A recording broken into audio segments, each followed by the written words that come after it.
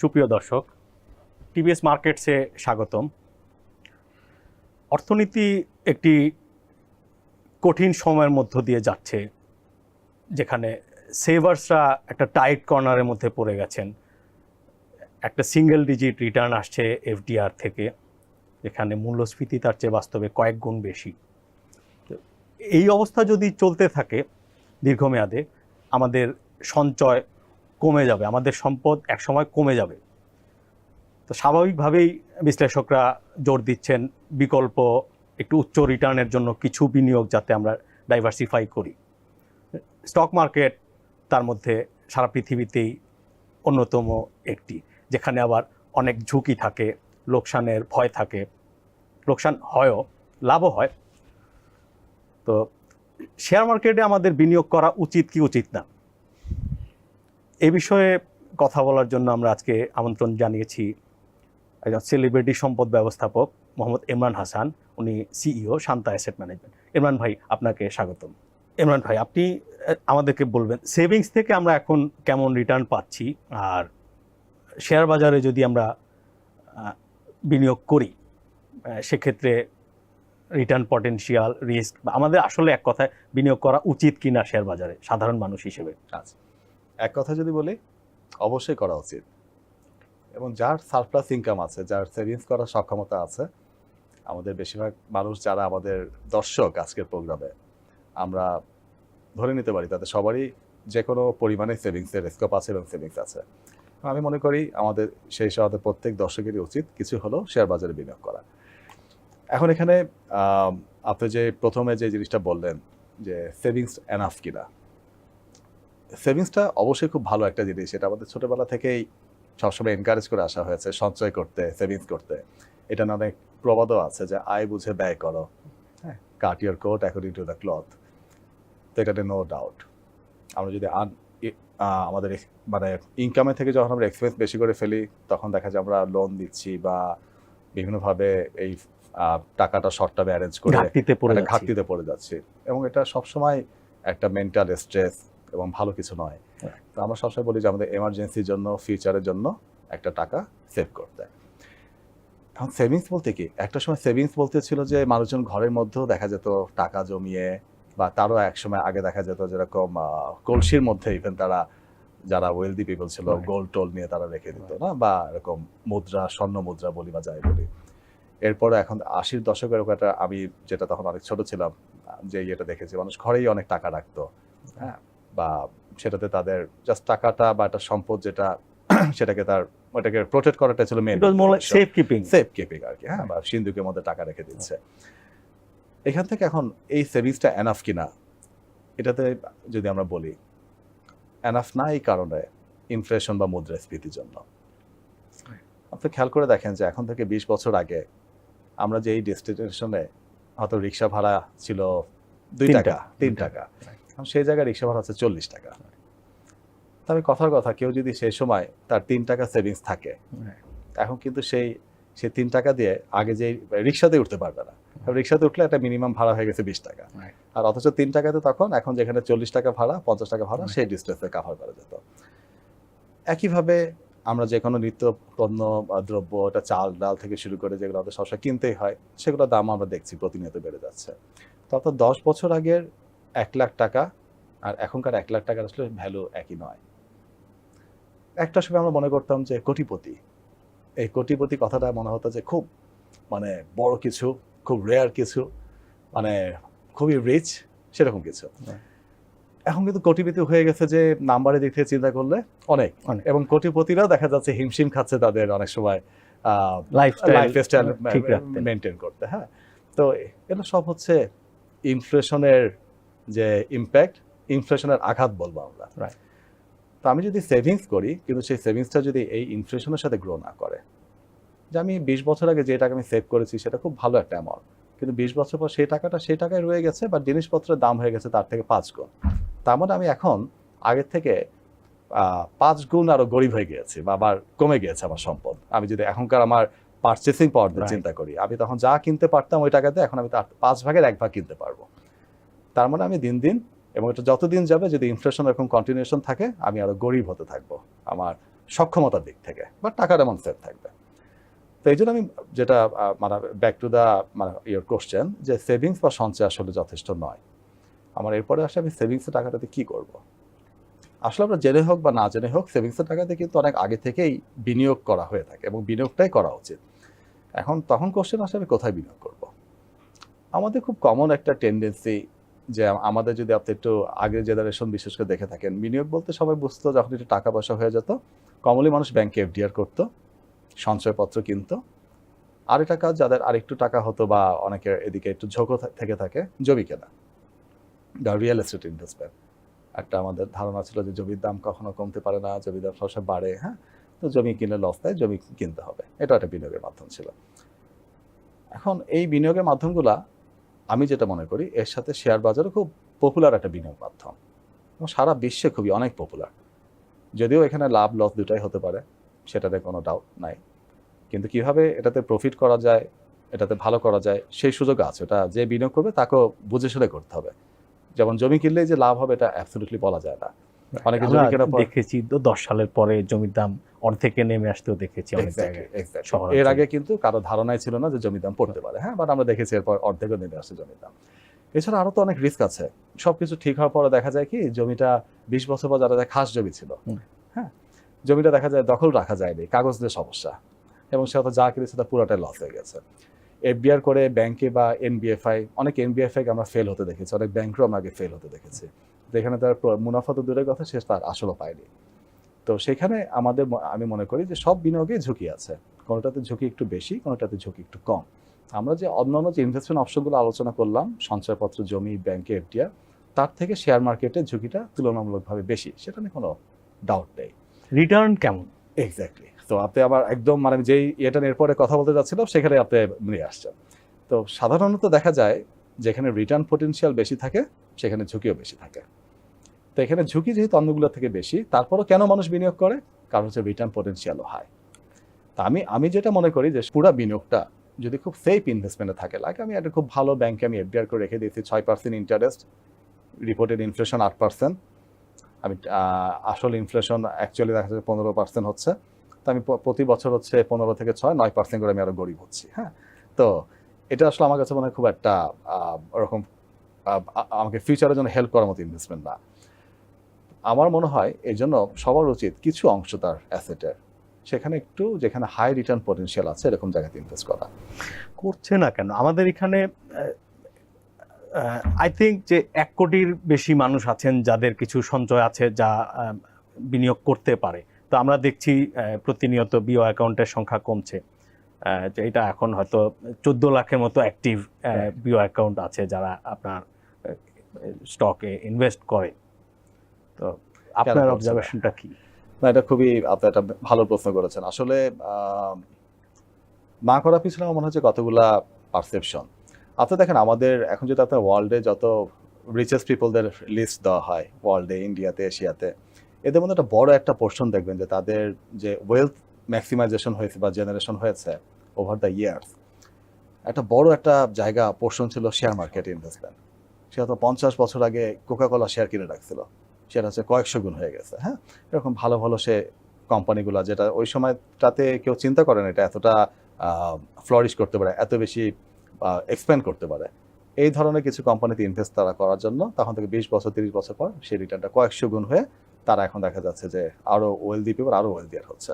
তো এটা ওয়েলথ জেনারেশনের জন্য যে একটা বড় মাধ্যম, এটা নিয়ে আসলে কোনো ডাউট নাই। কারণ আমরা যদি একটু হিস্টোরি দেখলে বুঝতে পারবো যে ওয়ারেন বাফেট থেকে শুরু করে রিচেস্ট পিপল সবারই কিন্তু মার্কেট একটা ভালো ইনভেস্টর ছিল শেয়ার মার্কেটে। ইভেন টেসলার শেয়ারের দাম বাড়ার পরেই কিন্তু এলন মাস্ক উঠে এসেছেন এত উপরে, রাইট। তো এরপরে এটা নিয়ে আমাদের ডাউট থাকা উচিত না যে শেয়ার মার্কেটে রিটার্ন হওয়া পসিবল না বা এখান থেকে ওয়েলথ ম্যাক্সিমাইজ করা পসিবল না, সেটা নো ডাউট, এটা হিস্ট্রি থেকে আমরা দেখে বলতে পারি। না, অনেকে বলতে পারে না বাংলাদেশের মার্কেট ওরকম না, বিদেশে দেখে হয়েছে, তাও না। সারা পৃথিবীর মার্কেট, সারা ওয়ার্ল্ডের human psychology same, investor psychology same.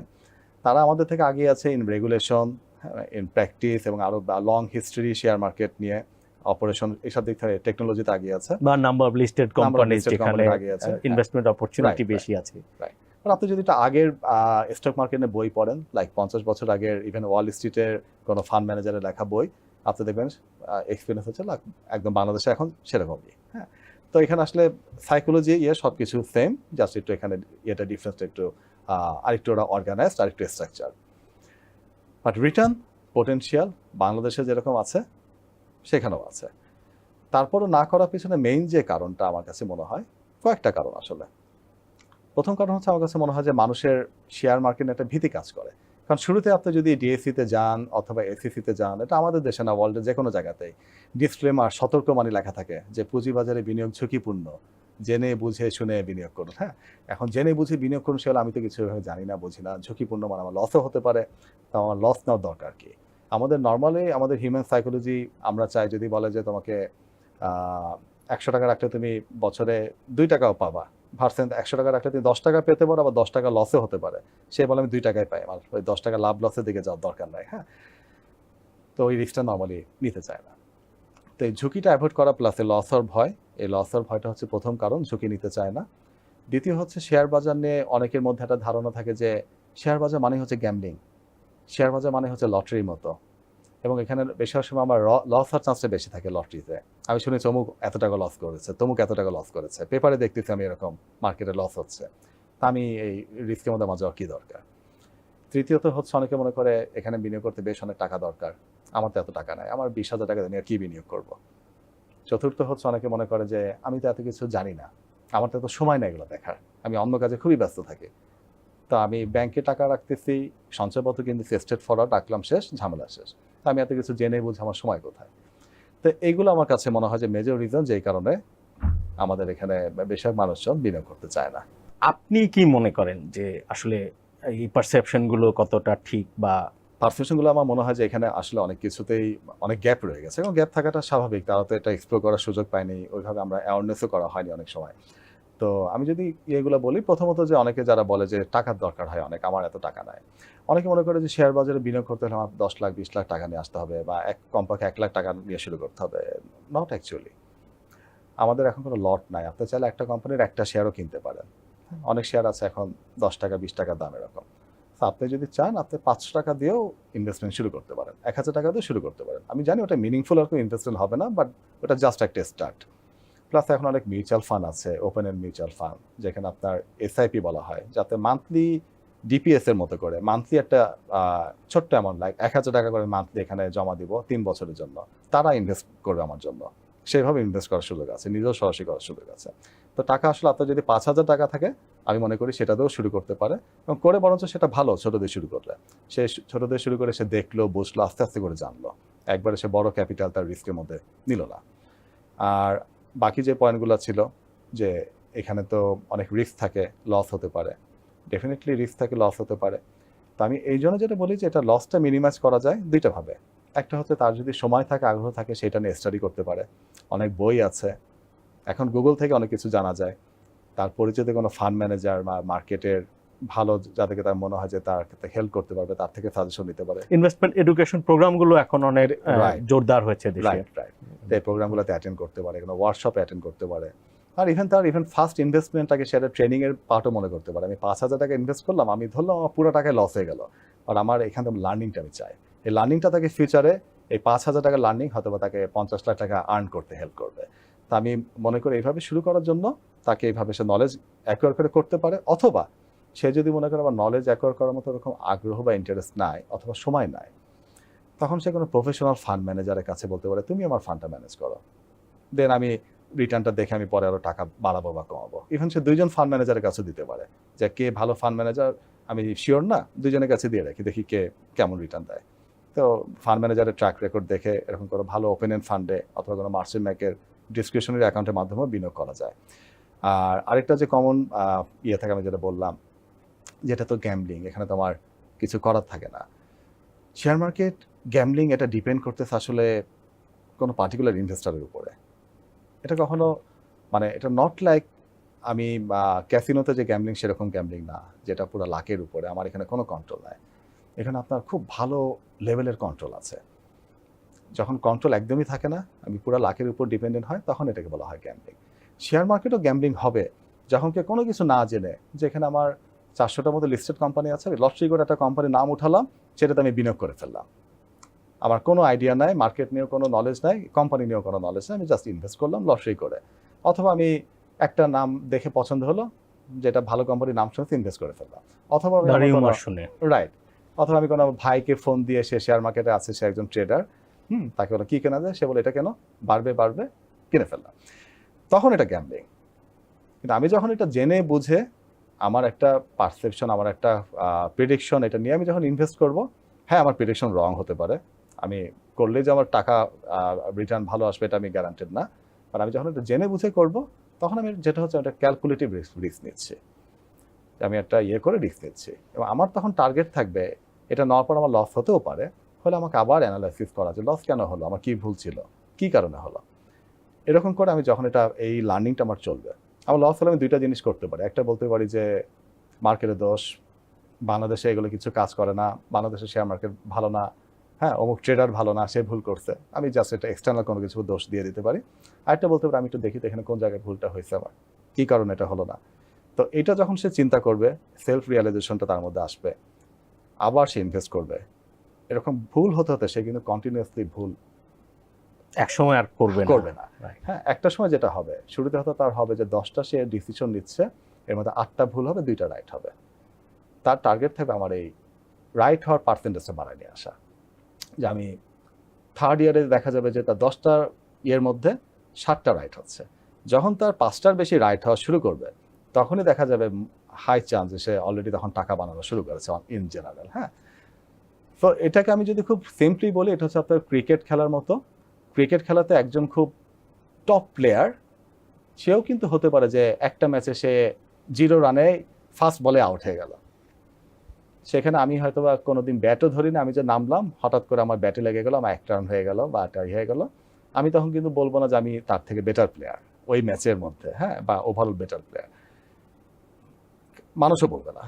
কেন বলবে না? কারণ বলবে যে ও একটাতে 0 রানে আউট হয়ে গেছে ফার্স্ট বলে, ঠিক আছে, তুমি 1 রান করছো ভালো, ওই ম্যাচে তোমার স্কোর ভালো ছিল, ঠিক আছে, বাট 100টা ম্যাচ যখন খেলা হবে, দেখা যাবে ওভারঅল ওর স্কোর হচ্ছে প্রতি ম্যাচে সে 45 করে, আর আমি হচ্ছে আমার ওভারঅল স্কোর হচ্ছে 2 অনলি। হ্যাঁ, তো তখন কিন্তু বের হয়ে যাচ্ছে যে কে আসলে বেটার প্লেয়ার। তো শেয়ার মার্কেটও তাই, আপনি প্রত্যেকটা স্টক, প্রত্যেকটা ইনভেস্টমেন্ট, ইভেন প্রত্যেকটা ইয়ার, সেটাতে আপনি বলতে পারেন না যে ভালো করেছি খারাপ করেছি, বা টার্গেট থাকবে যে আমি 5 বছর ধরে 10 বছর ধরে ইনভেস্টেড আছি, আমার তখন এভারেজ রিটার্নটা কেমন। তো একজন বিনিয়োগকারী সে যখন ওইভাবে টার্গেট ধরে আগাবে, সে প্রতিদিন জানতে চাবে এবং এই জিনিসটা মাথা থেকে ঝেড়ে ফেলবে যে না বাংলাদেশ মার্কেটে কাজ হয় না, শেয়ার মার্কেটে কাজ হয় না। সে যখন দেখবে না অনেকে তো ভালো করেছে, কন্টিনিউয়াসলি 30 বছর ধরে রিটার্ন গিয়ে করে আসছে, ওই পিরিয়ড আবার অনেকে লস করে আসছে, 30 বছর ধরে তো কারো টানা লাখ পেপার করে না। তো তখন যখন এটা এইভাবে চিন্তা করে সে কাজ করতে থাকবে, আস্তে আস্তে তার ভালো হতে থাকবে, এবং তখন সে বুঝবে এটা গ্যাম্বলিং না। মানে আপনার কথার মানে এটা আমি যতটুকু ধরতে পারছি, লং টার্ম ওরিয়েন্টেশনটা ইম্পর্টেন্ট, এর মাঝখানে ক্যালকুলেটিভ রিস্ক নেওয়ার জন্য নিজেকে প্রিপেয়ার করতে হবে। এক্স্যাক্টলি। এবং এটা হচ্ছে ব্যাপারটা এরকম যে আমি 5 বছর আমি ইনভেস্ট করলাম, করার পর খুব ভালো ভালো ফান্ড ম্যানেজার, আমরা যখন ইনভেস্ট করি দেখা যায় একটা বছর আমরা দেখা যায় লস হয়ে যায়, আবার একটা বছর দেখা যায় আমাদের এক্সেপশনালি হাই প্রফিট হয়ে যায়, আবার 3টা বছর দেখা যায় এভারেজ রিটার্ন। তখন এই 5 বছরে দেখা যায় আমাদের এভারেজ রিটার্ন হচ্ছে সে 15%। তখন আমি বলতে পারি ওকে, এটা তো একটা ডিসেন্ট রিটার্ন। কিন্তু আমি যদি প্রতি বছর বছর করে হিসাব করি, তখন এটা আপনার দেখা যাবে যে কোনো একটা বছর ব্যাড ইয়ার, ফ্রাস্ট্রেশন আসতে পারে। এটা লং টার্ম ভিশন থাকাটা ইম্পর্টেন্ট। ওকে, আমি একটা জিনিস সাজেস্ট করি যে বিনিয়োগকারীদেরকে, যারা মার্কেটে বিনিয়োগ করেছেন বা করবেন, ব্যক্তি বিনিয়োগকারী, তাদের অ্যাটলিস্ট এই পরিমাণটাকে ইনভেস্ট করা উচিত যে যেই টাকাটা তার 1 বছরের মধ্যে হাত দিতে হবে না। ওকে, মানে ট্রু সেভিংস। কারণ মার্কেটে তার ইভেন আরও লম্বা সময় হলে আরও ভালো, যদি সে পেশেন্সটা খুব ইম্পর্টেন্ট। আমার যদি হঠাৎ করে আমি ইনভেস্ট করে লস হয়ে গেলাম, আমি প্যানিক হয়ে সব সেল করে বের হয়ে গেলাম, আমার টাকার দরকার দেখে বের হয়ে গেলাম, তখন কিন্তু আমি লসটা রিকভার করার সুযোগ পাবো না।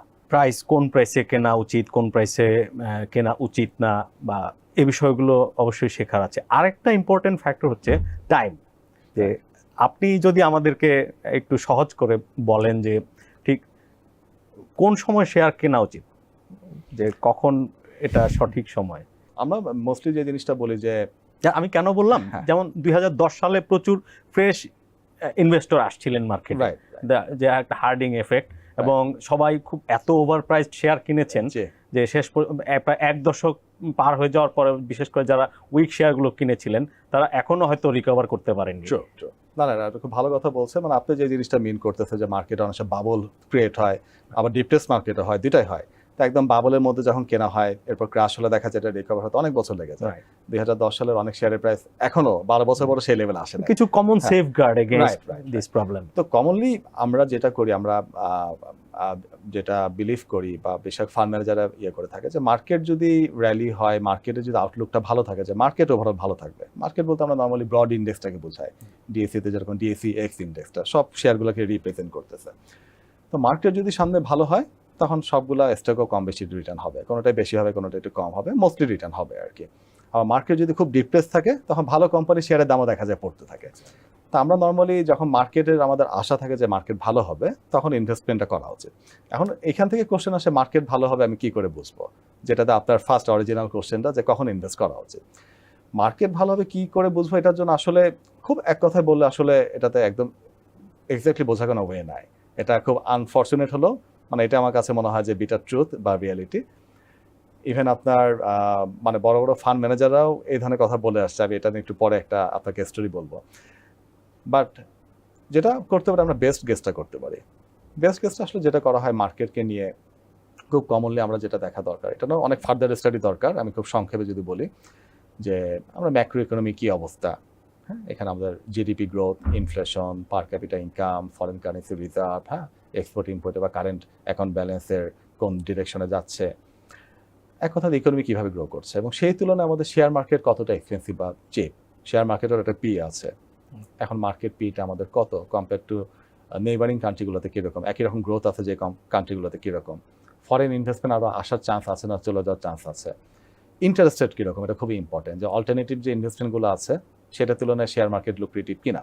এখন যদি ইন্টারেস্ট রেট অনেক কম হয় তখন মানুষ দেখা যাবে ওই টাকা অনেকেই ইন্টারেস্ট এফডিআর করতে উৎসাহিত বোধ করবে না, শেয়ার মার্কেট ইনভেস্ট করবে। আবার অনেক হাই হলে দেখা যাবে অনেকে ভাবে থাক আমি এখানে তো হাই রিটার্ন পাচ্ছি, এখানে রিস্ক না নেই। তাই সব কিছু মিলে একটা মার্কেট কল করা যায়, বাট মার্কেট কল আসলে কখনো ফুল প্রুফ না। এখানে থাউজেন্ডস অফ ভ্যারিয়েবলস, আপনি কতগুলো ভ্যারিয়েবল ফোরকাস্ট করতে পারবেন যে আপনি সব কিছু দেখলেন সবই খুব ভালো, এর মধ্যে দেখলেন যে একটা প্যান্ডেমিক চলে আসলো, হ্যাঁ যেটা আমরা 2020-এ দেখে আসছি। হ্যাঁ মনে হচ্ছে হ্যাঁ মার্কেট ভালো হবে, সামনের প্রসপেক্ট আছে, ইন্টারেস্ট রেট অনেক কম, সবই ভালো গ্রো করছে, দেন হঠাৎ করে প্যান্ডেমিক। তো কোনো ফান্ড ম্যানেজারের এখানে ক্ষমতা নেই সেটা প্রেডিক্ট করার। মার্কেটে তখন কি হলো, একটা ম্যাসিভ কারেকশন হয়ে গেল, এবং সেটা এক মাসের মধ্যে দেখা গেল একটা ম্যাসিভ কারেকশন হয়ে গেল। আবার ইন্টারেস্টিং ওটা যে একটা অপরচুনিটি ছিল এটা আমরা পরে বুঝতে পারলাম। এক্স্যাক্টলি। তো একইভাবে আপনার মানে correction is always a opportunity, big correction. হ্যাঁ তো এরপর আবার দেখা গেল হচ্ছে আপনার আবার যখন একটু কোভিড থেকে আমরা রিকভার করে আসছি, সারা ওয়ার্ল্ড রিকভার করে আসছে, তখন আমরা মনে করলাম যে আবার সামনে একটা ভালো কিছু আমরা দেখতে পাচ্ছি। Economy is getting back, private sector credit growth বেড়ে যাচ্ছে, অ্যাক্টিভিটি হচ্ছে, আবার এক্সপেনশন হচ্ছে বিজনেসগুলোতে। তখন আবার কি হলো, ওয়ার, রাশিয়া ইউক্রেন ওয়ারটা। এই ওয়ারটা হওয়ার পরও আবার পুরো গ্লোবাল যে সাপ্লাই চেন, গ্লোবাল ইকোনমি, এখানে আবার একটা বিগ ইম্প্যাক্ট। এবং এটাও দেখা যাচ্ছে সব স্টার অ্যানালিস্ট, আমাদের দেশের মতো ইভেন্ট না, মানে ওয়াল স্ট্রিটও star analyst, nobody can predict earlier যে এরকম হতে পারে, কিন্তু সেটার ইম্প্যাক্ট কিন্তু সবার মধ্যে আসলো এবং আসতেছে। তো এই জন্য আমি বললাম যে এত বেশি ভ্যারিয়েবল আপনি মার্কেটকে পুরোপুরি প্রেডিক্ট করা পসিবল না, বাট আপনি দ্য বেস্ট গেসটা নিতে পারেন, যেটা হাই চান্স। তো এই সময় আমার মার্কেট ভালো হচ্ছে, আমি তখন এখানে একটু বেশি করে ইনভেস্ট করবো। মার্কেট খারাপ হচ্ছে, আমি একটু ইনভেস্টমেন্টে বা অনেক মার্কেট অনেক বেড়ে গেছে, ওভারলি ভ্যালুর মনে হচ্ছে, আমি ইনভেস্টমেন্টটা কমায় নিয়ে আসবো, বা আমি ইনভেস্টমেন্টের টাইপ চেঞ্জ করে ফেলবো, আমি হয়তো ফিক্সড ইনকাম সিকিউরিটিসে ইনভেস্ট করবো, বা অনেক হাই ডিভিডেন্ড পেইং স্টকে ইনভেস্ট করবো। তো এটা আমার কাছে মনে হয় মানে বেস্ট ওয়ে আমার মতে। আর কেন আমি বললাম যে কালকে থেকে করা উচিত বা যে কোনো সময় করা উচিত, যেহেতু আমরা সবসময় ফোরকাস্ট করা পসিবল না। যে আমাদের স্পেসিফিক এখনকার সময়ের কথা বলছেন না, আপনি সব সময়ের কথা বলছেন? সব সময় কথা বলছি। ওকে, সব সময় কথা বলছি। হ্যাঁ মানে আমি এটা এই জন্য বললাম যে সব সময় করা উচিত, এই কারণে যেহেতু আমি বললাম যে মার্কেটকে পুরোপুরি প্রেডিক্ট করা পসিবল না। হ্যাঁ তো আপনি জানেন না, আপনি তো মনে করছেন মার্কেট এখন ওভার ভ্যালুড, বাট এখানে হয়তো আরও 20% র্যালি হবে। আপনি ভাবছেন যে মার্কেট এখন আন্ডার ভ্যালুড, বা হয়তো আরও 20% কারেকশন হবে, বা এখান থেকে রিটার্ন হবে, আমরা কিন্তু কেউ অ্যাবসলিউটলি বলতে পারি না। তো আমার কাছে যদি কোনো স্টকের মনে হয়, কোম্পানিতে মনে হয় হাই পোটেনশিয়াল আছে এবং এটা চিপ, আমি এটা ডিসকাউন্টে পাচ্ছি, তখন আমার এখানে অ্যাটলিস্ট কিছু কিছু ইনভেস্ট করা উচিত। নট লাইক আমি আমার সব টাকা এখানে দিয়ে দেবো। আমি প্রথমত আমি আমার অ্যাসেটের ফুল টাকাও কারো শেয়ার মার্কেটে ইনভেস্ট করা উচিত না, তার অ্যাসেটের মধ্যে ডাইভার্সিফাই করা উচিত, কিছু রিয়েল এস্টেট, কিছু তার এফডিআর, কিছু সঞ্চয়পত্র, কিছু অ্যাক্টিভ বিজনেস হতে পারে, কিছু শেয়ার মার্কেট। হ্যাঁ তো ওইভাবে আবার শেয়ার মার্কেটও যেটা করবে তার মধ্যে পুরো টাকাও যে আমি একদম কালকেই আমি করে ফেলবো 2022 সালের এই সেপ্টেম্বরের সব টাকা করে ফেলবো তা না। আমার হয়তো আমি এখানে আমার টার্গেট আছে 1 কোটি টাকা ইনভেস্ট করার, আমি হয়তো কালকে 1 লাখ টাকা করবো, আমি হয়তো অক্টোবরে আরো 1 লাখ টাকা করবো। যেন এটা না আপনার বাইরে একটা খুব ফেভারিট একটা কমন ইনভেস্টমেন্ট মেথডও আছে, বলে ডলার কস্ট এভারেজিং, যেখানে বলে তোমার কোনো স্টক পছন্দ হলে তুমি প্রতি মাসে স্টকে $100 করে ইনভেস্ট করো প্রতি মাসে, regardless of the price. So এরকম অনেক মেথড আছে। এটা আমার কাছে মনে হয় যে এই কারণে যে আপনাকে সবসময় কিছু অপরচুনিটি থাকে, এবং আপনি ফুল প্রুফ যেহেতু হতে পারছে না কি হবে, তো আপনার ফেভারিট স্টকে আপনি আস্তে আস্তে করে ইনভেস্টমেন্ট করতে পারেন। আমি একজন রিপোর্টার, আমি হয়তো এই যে ইনভেস্টমেন্টের ডিটেলসগুলো এই বিদ্যা শেখার মতো সময় আমার নাই, আমি হয়তো অ্যাসেট ম্যানেজারকে প্রেফার করলাম। এই ক্ষেত্রে আপনি অ্যাসেট ম্যানেজাররা যে রিটার্ন এনে দিচ্ছেন, এটাকে কি আপনি ডিসেন্ট মনে করছেন, বা কেমন রিটার্ন পাওয়া যাচ্ছে? রিটার্ন আসলে অ্যাসেট ম্যানেজার তো ডিপেন্ড করছে যে আমাদের এখানে ধরেন 60টা অ্যাসেট ম্যানেজমেন্ট কোম্পানি আছে এখন, হ্যাঁ, অপারেশনে আছে হয়তো 10-12টার মতো। তো সবার রিটার্ন তো সেম হবে না, এটা বোঝা যাচ্ছে আর কি। হ্যাঁ, তো একই জনের রিটার্ন, কারো রিটার্ন খুব ভালো হবে, কারো মডারেটলি ভালো, কারো তো ভালো হবে না। সব সেক্টরের মধ্যে, সব সেক্টরে আমরা দেখছি সবগুলো ব্যাংক একই কোয়ালিটির না, হ্যাঁ, তো সবগুলো ব্রোকারেজ হাউস একই কোয়ালিটির না। তো অ্যাসেট ম্যানেজারও বা ফান্ড ম্যানেজারও সবাই সেম কোয়ালিটির না। তো অ্যাজ এ ইনভেস্টর আপনি যদি ডিরেক্টলি ইনভেস্ট না করে অ্যাসেট ম্যানেজারের মাধ্যমে করতে চান, আমি যেটাকে আসলে বেটার অ্যাপ্রোচ মনে করি বেশিরভাগ বিনিয়োগকারীর জন্য, রিটেল বিনিয়োগকারীর জন্য। তো সেই ক্ষেত্রে আপনাকে যেটা দেখতে হবে যে অ্যাসেট ম্যানেজার আসলে সে ভালো না খারাপ। ভালো না খারাপ আমি কি করে বুঝবো? এটা বোঝার জন্য কয়েকটা জিনিস দেখতে হবে। লাইক ওপেন এন্ড মিউচুয়াল ফান্ডে যদি আপনি বিনিয়োগ করে থাকেন, অথবা মার্চেন্ট ব্যাংকের ডিসক্রিশনারি পোর্টফোলিওতে বিনিয়োগ করে থাকেন, আমার দেখা দরকার ভালো যে জিনিসটা এখানে বিনিয়োগকারীর জন্য সবকিছু কিন্তু তাদের রিটার্ন কিন্তু রেকর্ডেড, যেহেতু এটা regulatory control. Open end mutual fund every উইকে তার এনএভিটা পাবলিশ করতে হয়, রিটার্নটা রেকর্ডেড থেকে যায়। তো উনি চাইলেই দেখতে পারে স্টাডি করে, আচ্ছা কোন অ্যাসেট ম্যানেজার ট্র্যাক রেকর্ডটা কি। হ্যাঁ, এটা লাইক আপনি যদি আমাকে জিজ্ঞেস করেন যে ভাই এই লোকটা কি ভালো না খারাপ, এই লোকটার সাথে আমি এটা কিছু করতে যাচ্ছি, ফিউচারে কি সে খারাপ কিছু করতে পারে কিনা, ফিউচারে সে খারাপ কিছু করতে পারে কিনা এটা কিন্তু আমার পক্ষে বলা আসলে পসিবল না। আমি বেস্ট যেটা বলতে পারি, সে আগে কখনো খারাপ কিছু করে নাই, তো আমি ধরে নিচ্ছি সে ফিউচারও করবে না। আমরা যে একজন লোককে বলি যে না লোকটা ভালো, এরকম কিছু করবে না, সব কিছু কিন্তু আসলে তার পাস্ট জাজমেন্ট করে বলি। তো সে পাস্টে ভালো করেছে, ফিউচারও ধরে নিচ্ছি ভালো। তো একইভাবে আসলে যে আপনার অ্যাসেট ম্যানেজার ফিউচারে কে কী করবে আপনি জানেন না, বাট আপনি পাস্টে কে কী করেছে এটা আপনি জানেন। আপনি এটা দেখে যদি দেখেন যে এর মধ্যে একজনের রিটার্ন ছিল গত 5 বছর এভারেজে 15%, আরেকজনের রিটার্ন ছিল হচ্ছে গত 5 বছরে 2%, কম্পাউন্ডিং রিটার্ন, আরেকজনের 2%, আরেকজন -10%, কম্পাউন্ডিং ইনফ্লেশনের প্রায় ডাবল। রাইট। তো যখন আপনি দেখলেন একজন 15% রিটার্ন, আরেকজন -2% রিটার্ন, তখন কিন্তু আপনার খুব একটা চিন্তা করার এখানে বিষয় নাই। আপনি জানেন যে 15% রিটার্ন 5 বছর ধরে, একটা মোটামুটি একটা পিরিয়ড ধরে করে আসছে, নট লাইক 1 বছর 6 মাস, তো আমি এইখানে ট্রাস্ট করে কিছু টাকা দিতে পারি। তো এটা ফার্স্ট ওয়ে, তার ট্র্যাক রেকর্ডটা দেখা, এবং সেই সাথে দেখা হচ্ছে এটা খুব পার্সন ডিপেন্ডেন্ট ইন্ডাস্ট্রি, যে ফান্ড ম্যানেজারকে, সিওকে, টিম কারা, বোর্ড কারা, তো তারা আসলে আপনি তাদের কাছে টাকা রাখছেন, তো এখানে ইন্টিগ্রিটিটা খুব ইম্পর্টেন্ট, অনেস্টিটা খুব ইম্পর্টেন্ট। যে রিটার্ন ভালো দিচ্ছে, বাট এই যারা এখানে আছে তাদের উপর আমি কমফোর্ট পাচ্ছি না, তাদেরকে স্ক্যাম আছে পাস্টে।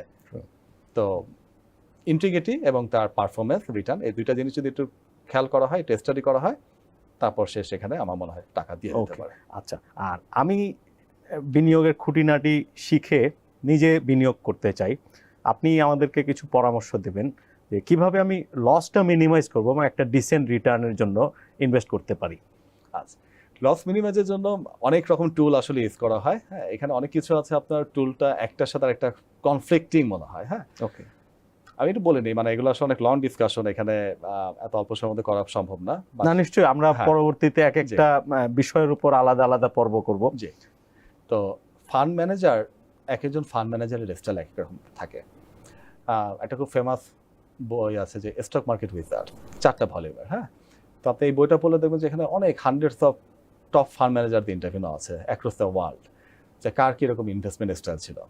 আপনি যখন পড়বেন দেখবেন একটা ইন্টারভিউ 7-8 পেজ করে, 7-8 পেজে তার যে ইন্টারভিউ, তার যে স্টাইলটা আপনি পড়লেন, পরের জনেরই দেখবেন যে তার স্টাইলটা টোটালি ডিফারেন্ট, এবং ও যেটাতে বাই করছে ও সেখানে বাই করছে না, ওপরে একটা ডিফারেন্ট অ্যাপ্রোচে করতেছে, ইনফ্যাক্ট ওইখানে সে অনেক সেলও করতেছে। বাট সারপ্রাইজিংলি দুজনই এন্ড অফ দ্য ডে ভালো রিটার্ন জেনারেট করছে। তো এখানে মানে কোনো ইউনিক ওয়ে নেই যে দিস ইজ দ্য স্টাইল, এইভাবে করতে হবে, অ্যাবসলিউট কোনো কিছু নাই। ওয়ারেন বাফেট বলেছে যে কনসেন্ট্রেটেড পোর্টফোলিও ভালো, 5টা 7টা 10টা আমি যে স্টকগুলো খুব ভালো করে জানি সেখানে ইনভেস্টমেন্ট করব। পিটার লিঞ্চ যে হচ্ছে আবার এভারেজে 30% করে রিটার্ন দিয়ে আসছে অলমোস্ট, সে বলছে যে অনেক ব্রড পোর্টফোলিও ভালো, কারণ কখন কোনটা ক্লিক করবে তুমি জানো না, তো তোমাকে একটা ব্রডার স্পেকট্রামে থাকাটা ভালো। তো দুজনেই খুব ফেমাস ফান্ড ম্যানেজার বা ইনভেস্টর, দুজনে দুই রকম অ্যাপ্রোচ এবং দুইটাই রাইট আমি যেটা বিলিভ করি, বাট একজন একটা প্রিফার করে তার স্টাইলের সাথে ইয়ে করতে হবে। তো এখন ব্যাক টু দ্য পয়েন্ট যে আপনি যেটা বলেন যে রিস্ক কন্ট্রোলটা কীরকম। রিস্ক কন্ট্রোলের জন্য কমনলি একটা জিনিস অনেক ফান্ড ম্যানেজার করে থাকে, যদি সে ফান্ডামেন্টালি কোনো স্টককে খুব পছন্দ করে থাকে যে স্টকটার ভ্যালু সে 300 টাকা হওয়া উচিত, কিন্তু এটা ট্রেড হচ্ছে এখন 200 টাকাতে মার্কেটে, তো এখান থেকে 50% আপসাইড আছে। আমি যদি 200 টাকাতে কিনে আমি 300 টাকায় এটা নর্মাল যে ভ্যালু রিচ করে আমি 50% রিটার্ন পাবো, তখন সে স্টকটা কিনলো। কেনার পর কোনো কারণে এরপর ধরলাম যেরকম একটা ওয়ার প্যান্ডেমিকের মতো সিচুয়েশন হলো অথবা ইকোনমি মার্কেট ডিপ্রেশন হতে পারে, ডিপ্রেশন হলো, এটার দাম কমে দেখা গেল, তখন সেই কারণে 200 টাকা থেকে 160 টাকা হয়ে গেল, আরো 20% ডিসকাউন্ট কারেকশন হয়ে গেল। সে তখন মনে করলো আমি তো এটা 200 টাকাতে কিনেছিলাম, আমি মনে করছি এটা ভালো ডিসকাউন্ট আছে, এখন 160 টাকা, তখন এখন তো ম্যাসিভ ডিসকাউন্ট, তো মেবি আই ক্যান বাই মোর, যেটা আমাদের এখানে কমনলি লোকজন বলে এভারেজ ডাউন করা। ওর কোনো ইনসাইড কোম্পানি নিয়ে চেঞ্জ হয়নি, ওর মনে হচ্ছে এখন এটার দাম 300 টাকায় হওয়া উচিত, এবং ওর যদি খুব হাই কনভিকশন সেখানে থাকে, ওর যদি ভ্যালুয়েশন যে 300 টাকা সে ভ্যালুয়েশন করেছে, এটা এক একজন করলে এক এক রকম হবে, ওটা যদি তার মনে হয় ঠিক আছে, তখন তার আরও স্টক কেনা উচিত। কিন্তু হয়তো সেটা দেখা গেলো একসময় এটার এভারেজ প্রাইস হয়ে গেছে 170 টাকা, ইভেনচুয়ালি এটা পেশেন্স আমি যেটা বললাম খুবই ইম্পর্টেন্ট, তার সব কিছু যদি অ্যাজাম্পশন রাইট থাকে, এটা 300 টাকায় যখন রিচ করবে তখন সে একজন ম্যাসিভ রিটার্ন এখানে করতে পারবে। আবার যারা একটু মনে করে যে না আমি ওই রকম আমি নার্ভের উপর আমি এরকম প্রেশার নিতে পারবো না, হ্যাঁ আমি এই যে 200 টাকাতে কিনলাম 100 টাকা হয়ে এরপর 2 বছর পরে আছে আমি ধরে থাকলাম 20% লস, ইটস এ নাইটমেয়ার। হ্যাঁ ইটস এ নাইটমেয়ার। আমি 1 কোটি টাকা আমার 20 লাখ টাকা লস আমি এভরিডে দেখতেছি, কবে এটা রিকভার হবে তাও জানি না, আরও পড়বে কিনা আমি তাও জানি না, তো আমি এই রকম প্রেশার আমি নিতে চাই না, বা আমার এরকম হাই কনভিকশনও নাই এটার দাম যে 300 টাকা হতে হবে, সেটা আমি আন্দাজের উপরই এটা করছি, অত স্ট্রং আমার কোনো ভ্যালুয়েশন আইডিয়া নাই, আমি এটা জানি না। ইন দ্যাট কেস তার যেটা করা উচিত, সেই সময় তার একটা স্টপ লস কমন একটা টুল যেটা মেনলি ট্রেডাররা ইউজ করে থাকে, যে আমি স্টকটা কেনার সময় ঠিক করবো যে আমি 200 টাকাতে কিনতেছি, আর আমি এটা দেখে আসছি এটা গত 2 বছরের যদি হিস্ট্রি দেখি, এটা কোনো মাসের মান্থলি রিটার্ন যদি দেখি, কোনো মাসে এটা 4%-এর বেশি ফল এক মাসে সাধারণত ফল করে না, তো 4%-এর বেশি যদি কখনো ফল করে যায়, 4% পর্যন্ত ফল করা normal in a single month, বা এর থেকে বেশি যদি ফল করে যায়, আমি তখন স্টকটা নিয়ে আর কোনো চিন্তা না করে সেল করে দেবো, তো ম্যাক্সিমাম লস হচ্ছে 4%। আমি ওই টাকাটা তখন ফ্রি করে ফেলে আমি আবার একটু বেটার পোটেনশিয়াল আর টেস্টকে ইনভেস্ট করবো, করে আমি দেখবো যে এখানে আবার যদি আমি 20% রিটার্ন হয় 15% রিটার্ন হয়, আমার এই 4% লস রিকভার হয়ে যাবে, আমার এতদিন আটকে থাকতে হবে না। তো এটা ডিপেন্ড করে আসলে ইনভেস্টরে, মানে আপনার যদি সাইক্লিক অর্ডারে সেম স্টোরি রিপিট হতে থাকে তাহলে আবার এক্স্যাক্টলি হ্যাঁ, সেটা তো আমি এই জন্য বললাম একদম শুরু যে ব্যাপারটা বললাম যে আপনার এই প্রতিটাতে ফেল হবে, এই ব্যাপারটা আসলে আপনার কন্টিনিউয়াসলি হবে না যদি আপনি রেগুলার অ্যাটেনশন দেন যে আমি কেন ফেল করলাম, হ্যাঁ, এবং আমি আরও কী করে আমি বেটারভাবে স্টক সিলেকশন করতে পারবো, এটা নিয়ে যখন সে স্টাডি করতে থাকবে, তখন প্রতিবার তার যে স্টপ লস নিতে হবে এই চান্সটা খুবই লো, সে তখন আস্তে আস্তে করে উইনিং স্টকও বের করতে পারবে। এবং যদি তার মনে হয় আমি এটা বের করতে পারছি না, বা আমি এত সময় দিতে পারছি না, বা এটাতে আমার ইন্টারেস্টিং মনে হচ্ছে না, তখন তার কাজ হচ্ছে এমন কাউকে খুঁজে বের করে যে উইনিং স্টক বের করে আসছে হিস্টোরিক্যালি, অর্থাৎ ভালো কোনো ফান্ড ম্যানেজার, ভালো কোনো ওপেন এন্ড মিউচুয়াল ফান্ড, তার কাছে টাকাটা তখন দিয়ে দেওয়া। আমাদের বাজারে আন্ডারভ্যালুড স্টক আছে কেমন বর্তমান প্রেক্ষাপটে? বেশ, আমি কোনো পার্টিকুলার নাম জানতে চাইছি না, বাট যদি কেউ চায় সে কি খুঁজে বের করতে পারবে? আছে আসলে? অবশ্যই আছে। এখন আপনি অনেক ব্লু চিপ কোম্পানি, যে কোম্পানিগুলোর নাম আমরা সবাই জানি শুনি, এবং ভালো কোম্পানি, মাল্টিন্যাশনাল কোম্পানি বা লোকাল ব্লু চিপ কোম্পানি, আপনি দেখবেন যে আমাদের এখন যে ফ্লোর প্রাইসও দেওয়া হয়েছে তার কাছাকাছিও আছে, এবং অনেক কোম্পানি আপনি দেখবেন পি রেশিও, যেটা কমনলি ইনভেস্টররা বা একটা বিনিয়োগের একটা ফার্স্ট একটা টুল হিসেবে অনেক ইউজ করে থাকে, পি রেশিও দেখবেন অনেক কম, আর্নিং বা তাদের হিস্টোরিক্যাল যে প্রাইস সেই তুলনায় এখন অনেক লো প্রাইসে আছে, কোম্পানি বিজনেস এভাবে ফল করেনি, গ্রোথ এখনও আছে। তো সেই হিসেবে চিন্তাগুলো আপনাকে অনেক কোম্পানি আছে, আপনি দেখবেন যে এখন সেখানে ইনভেস্টেবল এবং ভালো রিটার্ন পসিবল। আরেকটা ভালো অপরচুনিটি আমি মনে করি আমাদের ইনভেস্টরদের জন্য এখন, যে গত 2 বছরে অনেক ফরেন সেল হয়েছে, বিশেষ করে আমাদের ডলারটা অ্যাপ্রিসিয়েট করার জন্য, টাকার ভ্যালু কমে যাওয়ার জন্য, তো এই ফরেন সেলটা এখনও কিছু কিছু স্টকে দেখা যাচ্ছে আছে। তো এই সেলের কারণে দেখা গিয়েছে যে অনেক স্টক যেখানে ফরেনারদের mostly blue chip share invest করে থাকে, এই সেল প্রেশারটার কারণে, সাপ্লাই ডিমান্ডের কারণে, কোনো ফান্ডামেন্টাল রিজনে না, এরকম অনেক শেয়ার এখন দেখা যাচ্ছে অনেক চিপ। তো আমি মনে করি এখন এটা যদি ওই ফরেন সেলটা না থাকতো এই শেয়ারগুলো এই প্রাইসে থাকতো না, এবং ফরেন সেলটা একটা সময় শেষও হয়ে যাবে, তখন এখানে আবার একটা মুভমেন্টের বা রিটার্নের ভালো সুযোগ থাকবে।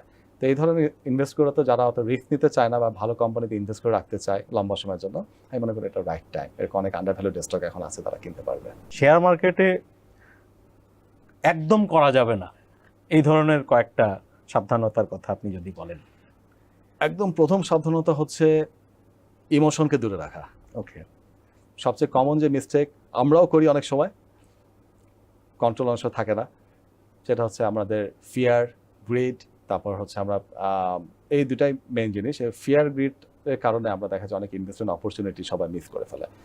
এটা আমি যদি একটুখানি এক্সপ্লেন করি, লাইক দেখা গেল যে আপনার একটা শেয়ার আপনার খুব ভালো কনভিকশন, এটা দাম বাড়া উচিত বা বাড়বে, বা আপনি মোটামুটি কনফিডেন্ট এটা বাড়বে, কিন্তু এটার দাম 1% পড়ে গেলে আপনি প্যানিকড হয়ে গেলেন।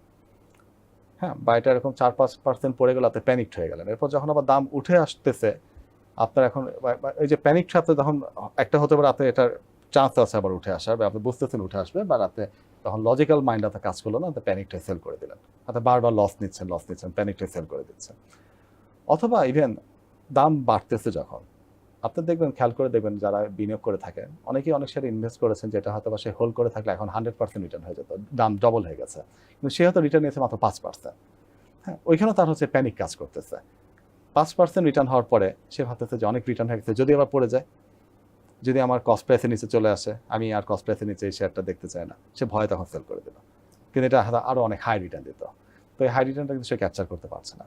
আবার একইভাবে আপনার টার্গেট ছিল, আগে আমি যেটা উদাহরণ দিলাম যে 200 টাকা শেয়ার 300 টাকা হওয়া উচিত, এটা যখন 300 টাকা হয়ে গেল, আপনি ভাবলেন যে আমার টার্গেট যে প্রাইস ছিল রিচ করে গেছে, বাট আপনি গ্রিড থেকে মনে হচ্ছে যদি এটা 400 টাকা হয়ে যায়, হোল্ড করি, তো আপনি আপনার র্যাশনাল মাইন্ডকে লজিক্যাল মাইন্ড থেকে সরে যেয়ে হোল্ড করলেন।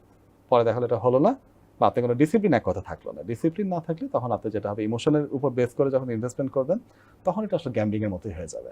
তো ইমোশনটা আমি মনে করি হচ্ছে ফার্স্ট শত্রু শেয়ার মার্কেট, যেটা করা যাবে না শেয়ার মার্কেট, বা আনা যাবে না, প্র্যাকটিস করতে হবে জিনিসটাকে দূর করার জন্য।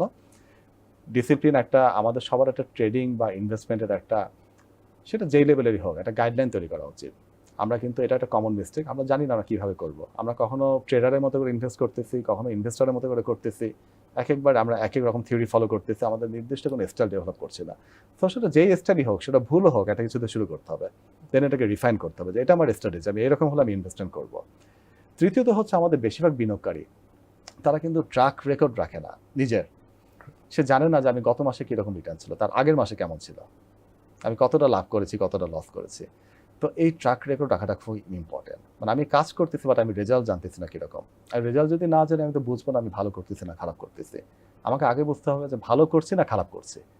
যখন বুঝবো আমি খারাপ করতেছি বা কতটা খারাপ সেটা বুঝবো, তখন আমার টার্গেট হবে আমি এই খারাপ থেকে ভালোতে কী করে যাব, আমি ভালো করছি আমি আরও ভালো কী করে করব। এর জন্য আমাদের ইনভেস্টরদের উচিত আমি প্রতি মাসে মাসে এসে দেখা আমি গত মাসে আমার রিটার্ন কেমন হলো, তার আগে মাসে কেমন হলো, কী কী আমি ইনভেস্টমেন্ট ডিসিশন ছিলাম, কোনটা কোনো ফেল করলো। তো এই পাস্ট অ্যানালাইসিস একটা ইম্পর্টেন্ট ফ্যাক্টর, যেটা আমাদের বিনিয়োগকারীরা সাধারণত থেকে শিক্ষা নেওয়ার জন্য। আর কমন মিস্টেক যেটা আরও করা যাবে না, সেটা হচ্ছে ব্লাইন্ডলি কারো কথা শুনে কোনো ইনভেস্ট করা। আমার যদি কারো কথা শুনে ইনভেস্ট করতে হয়, তো বেটার হচ্ছে আমি ফান্ড ম্যানেজার হিসেবে তাকে অ্যাপয়েন্ট করা, যে আপনি ইনভেস্ট করেন, আমি 3 মাস 6 মাস পর দেখবো, আমি 1 মাস পরই জানবো আপনাকে আমি 1 বছরের জন্য দিলাম টাকাটা, ভালো না হলে আমি টাকা তখন উঠাই নেব। হ্যাঁ, কিন্তু আমি যদি আরেকজন শুনে আমি ব্লাইন্ডলি ইনভেস্ট করতে থাকি না জেনে, এখানে কিন্তু তার এখানে কোনো দায়বদ্ধতা থাকছে না, এবং আপনারও কোনো দাম অনেক বেড়ে যাওয়ার পরে মার্কেটে আপনার এই টিপসগুলো আসতে থাকে। রাইট। তো আমার কাছে মনে হয় এগুলো হচ্ছে কমন মিস্টেক। এগুলো থেকে যদি একজন বিনিয়োগকারী করে, সেটা ডিসিপ্লিনটা নিয়ে আসে, ইমোশনটাকে দূরে রাখে, তার এবং লার্নিংটা সে কন্টিনিউশন রাখে, তার সাকসেস আসবে। এবং আদার যে অল্টারনেটিভ ইনভেস্টমেন্ট আমরা শুরুতে আলাপ করেছি, তার থেকে আরও অনেক অনেক বেশি রিটার্ন এখানে জেনারেট করা পসিবল হবে। আপনি একটা ইন্ডেক্স প্রেডিকশন নিয়ে একটা স্টোরির কথা বলছিলেন, স্টোরিটা যদি বলে শেষ করেন। এটা মজার এটা আপনার পিটার লিঞ্চের একটা বইয়ের মধ্যে এটা আছে, স্টোরিটা আছে। পিটার লিঞ্চ বলেছে যে আমি কখনো মার্কেট প্রেডিক্ট করতে পারি না, বাট আমি একটা টুলকে মোটামুটি দেখছি কাজ করে মার্কেট প্রেডিকশনের জন্য, যে টুলটা আমি ইউজ করি আমার ইনভেস্টমেন্টের ডিসিশন নেওয়ার জন্য। বলছে আমি যখন কোনো পার্টিতে যাওয়ার পর যখন দেখি সবাই আমাকে চেনার পর জানার পরও আমাকে দেখে অ্যাভয়েড করে যাচ্ছে, আমার সাথে কথা বলতে চাচ্ছে না, কারণ শেয়ার মার্কেট এখন খুব বাজে অবস্থা, আমার সাথে এগুলো নিয়ে কথা বলা কাইন্ড অফ সময় নষ্ট। তখন আমি বুঝি এটা হচ্ছে রাইট টাইম মার্কেটে ইনভেস্ট করার জন্য।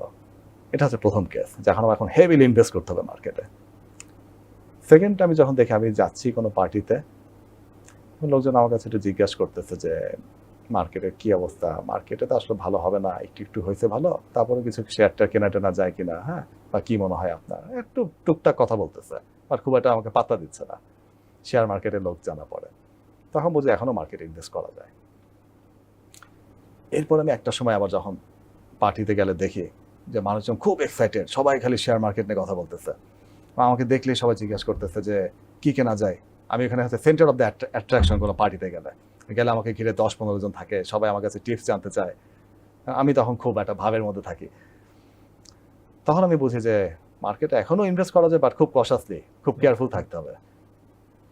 আর এরপরে যে কেসটা, সেটা হচ্ছে আমি যখন কোনো পার্টিতে যাই, তখন দেখা যায় সবাই আমার কাছে এরকম টিপস চাচ্ছে না, কথাবার্তা বলতেছে, বা সবাই আমাকে ক্রিটিসাইজ করতেছে যে তুমি এটা কি ফান্ড ম্যানেজমেন্ট করো, আমি তো একটা কিনলাম, এখানে 100% রিটার্ন হলো শেয়ার, তুমি তো এটা না কিনে ওইটা কিনলে বাদলা, তোমার তো রিটার্ন বেশি না, মাত্র 20% রিটার্ন হয়েছে।